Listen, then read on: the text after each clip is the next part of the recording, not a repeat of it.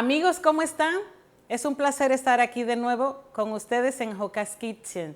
Pues hoy vamos a utilizar una planta herbácea que ustedes conocen muy bien. Es la auyama o la calabaza. Saben que tiene diferentes colores, formas. Yo voy a utilizar este color. Por fuera es diferente quizás a la que usted conoce, verde o amarilla. Lo importante es que por dentro tenga este color para lo que vamos a hacer hoy. Es una jalea de auyama.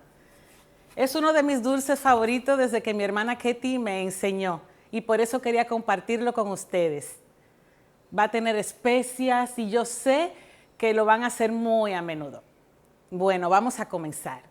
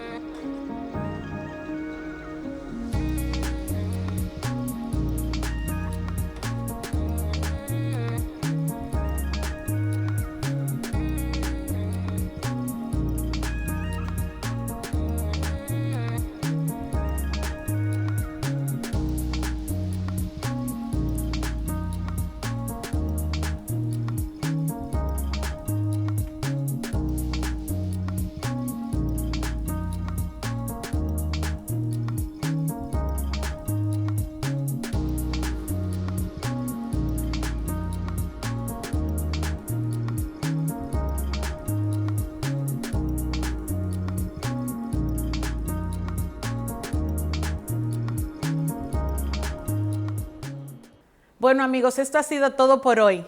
Esta jalea de calabaza o de auyama, como quieran llamarle, usted puede utilizarla caliente. Mi favorita es fría. No le tienen que poner las pasas si quieren, como les puse yo al final.